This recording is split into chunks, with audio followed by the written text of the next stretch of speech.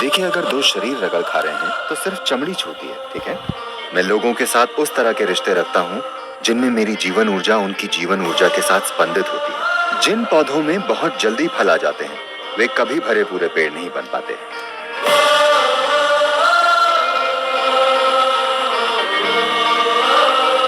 अगला प्रश्न राहुल ने पूछा है, बॉयफ्रेंड या गर्लफ्रेंड बनाने के लिए सही उम्र क्या है? राहुल बॉयफ्रेंड चाहता है।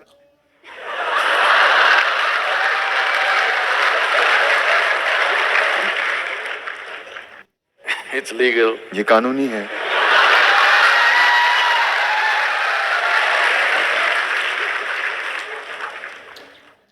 तो मेरे ख्याल से हर बच्चे के बॉयफ्रेंड और गर्लफ्रेंड होते हैं। हाँ? जब आप 3, 4, 5 साल के थे क्या आपके बॉयफ्रेंड और गर्लफ्रेंड नहीं थे? थे। अब आप साधारण दोस्त को एक नया अर्थ दे रहे हैं। देखिए, दोस्त का मतलब ये नहीं है कि उनके साथ शारीरिक संबंध होने जरूरी हैं। हेलो, ये चीज आपने उन समाजों से सीखी है जहां शरीर सब कुछ होता है।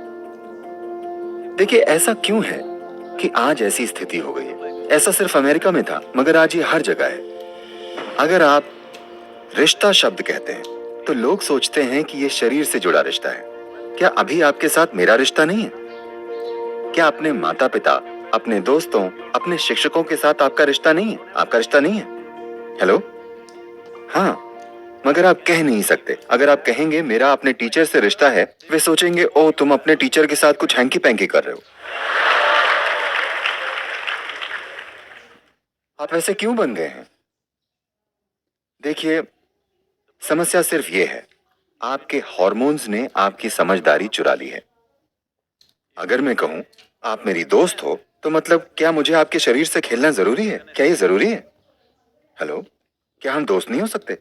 आप गर्ल हैं और मेरी फ्रेंड हैं, पर मैं ये कह नहीं सकता कि आप मेरी गर्लफ्रेंड हैं क्योंकि उसे गलत समझा जाएगा। ऐसा इसलिए हुआ है क्योंकि हम शारीरिक आधार वाले संबंधों को बहुत अधिक महत्व दे रहे हैं। आपको समझना चाहिए कि शारीरिक संबंधों से गहरे संबंध भी होते हैं। You can hold such profound relationships with people without your body being involved in it. आप शरीर से जुड़े बिना लोगों के साथ बहुत गहरे रिश्ते निभा सकते हैं। संभव है कि नहीं? तो किसी के लिए शरीर पर आधारित संबंध बनाना जरूरी हो सकता है, वो ठीक है, वो उनकी मर्जी है, लेकिन ये सीमित रूप में ही संभव है। मगर दोस्ती और रिश्ते बहुत से लोगों के साथ कई स्तरों पर संभव है। संभव है या नहीं? आप एक साथ हजारों लोगों के साथ गहरे रिश्ते रख सकते हैं। मेरे बहुत गहरे रिश्ते हैं। जिस तरह मैं अभी यहाँ बैठा हूँ, मैं इसे आपके साथ एक गहरा रिश्ता मानता हूँ। लेकिन अगर मैंने रिश्ता शब्द इस्तेमाल किया तो लोग सोचेंगे कि दो शरीर रगड़ खा रहे होंगे। देखिए, अगर दो शरीर रगड़ खा रहे हैं तो सिर्फ चमड़ी छूती है, ठीक है। चमड़ी आपकी सबसे बाहरी परत है। वो रिश्ता गहरा कैसे हुआ? मैं उसे गहरा नहीं मानता।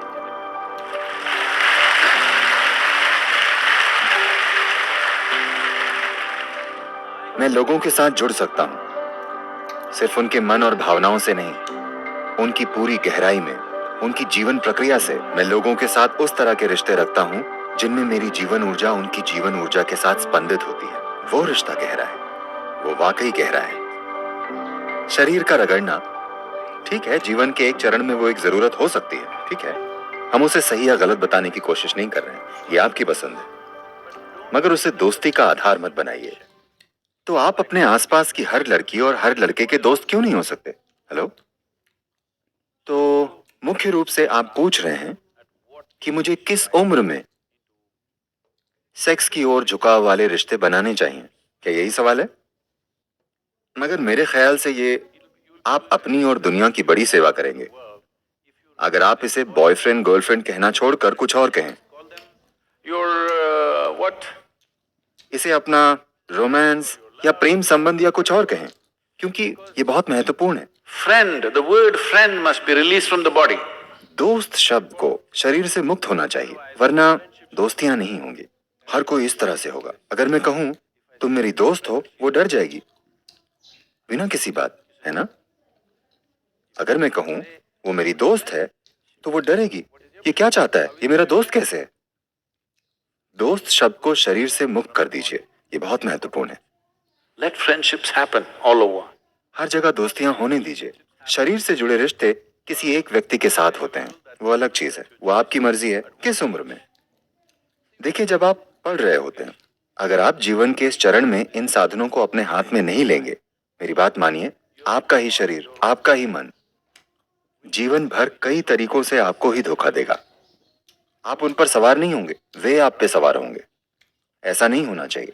अपने जीवन के इस चरण में मुख्य रूप से ध्यान इस पर होना चाहिए कि अपने भीतर सबसे ऊंची जगह तक खुद को कैसे ले जाएं। जीने की जल्दबाजी में न रहें। जीना कुछ समय बाद होगा। अगर आप बहुत जल्दी जीते हैं तो आप बहुत अच्छे से नहीं जी पाएंगे। बहुत जल्दबाजी में जीने की कोशिश मत कीजिए। मैं कोई नैतिकतावादी नहीं हूं कि आपको ये बताऊं कि ये करो वो मत करो। अगर कोई ऐसी जरूरत से मजबूर है तो वो कर सकता है, मगर सभी को ये चलन बनाने की जरूरत नहीं है कि अगर आप कॉलेज में हैं तो किसी के साथ शरीर से जुड़ा संबंध बनाना जरूरी है। ऐसी कोई मजबूरी नहीं है, ऐसा कोई नियम नहीं है कि ऐसा होना ही चाहिए। One can grow. व्यक्ति इससे आगे बढ़ सकता है, मैंने ये पहले भी बताया है, मगर मुझे आपको बताना चाहिए। आम के किसानों के बीच एक रिवाज है, पूरे भारत में ये प्रसिद्ध है। अगर आप आम का पौधा लगाते हैं तो 12-14 महीनों में मौसम आने पर उसमें फूल आ जाएंगे।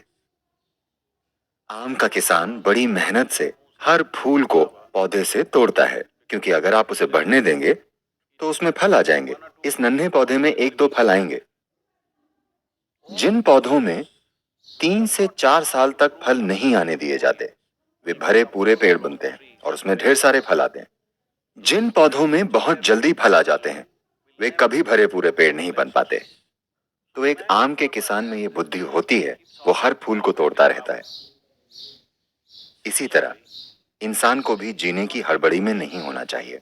महत्वपूर्ण ये है कि जीने की कोशिश करने से पहले आप इतनी ऊंची जगह पर हों कि जीवन आपके लिए अच्छे से चले। अगर आप जल्दी जीने लगते हैं तो ये जीवन आपके लिए एक मुश्किल काम हो सकता है और कल बहुत सी उथल पुथल होगी। देखिए, अगर आप पश्चिमी विश्वविद्यालयों में जाएं, इसी सप्ताह मैं रॉस बिजनेस स्कूल में था। मैं रॉस बिजनेस स्कूल फिर हार्वर्ड बिजनेस स्कूल में था।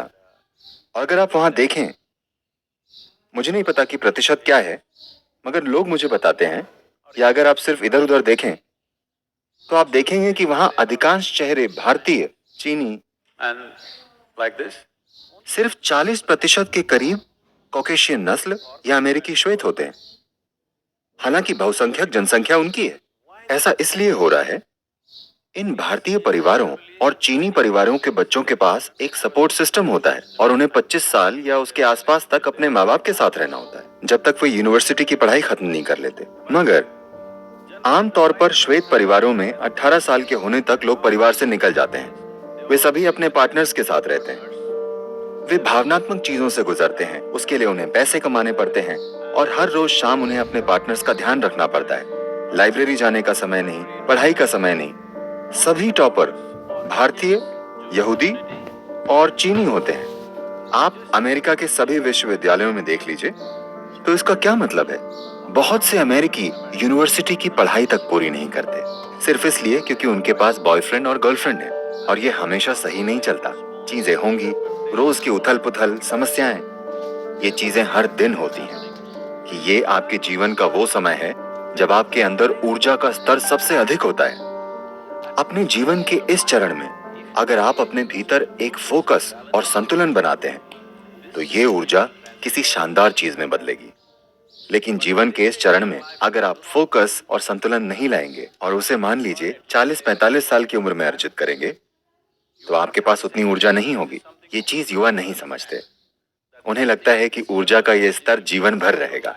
नहीं नहीं नहीं, ये गुजर जाएगा। ये बस अधिक से अधिक 8 से 12 से 15 साल का सवाल है। 14 से 30 साल की उम्र के होने तक ऊर्जा बढ़ती है। इस समय तक अगर आप सीख लें कि इसे कैसे संभालना है, अपने जीवन में संतुलन और फोकस कैसे रखना है, अगर आप अपने जीवन में फोकस लाते हैं तो ये जीवन अधिक ऊंचे स्तर पर काम करेगा। अगर आप ये चीजें नहीं लाते और आप जीने की जल्दबाजी में रहते हैं तो आप देखेंगे कि ये एक मुश्किल काम हो जाता है। ऐसा नहीं है कि आप नहीं कर पाएंगे, आप कर सकते हैं, मगर जीवन में बेकार के संघर्ष होंगे। तो ये व्यक्तिगत चुनाव है। अगर किसी में जबरदस्त मजबूरी है तो वे ऐसा कर सकते हैं। इसे ट्रेंड ना बनाएं कि अगर आप कॉलेज में हैं तो आपको शरीर पर आधारित रिश्ते में होना ही चाहिए। ये जरूरी नहीं है।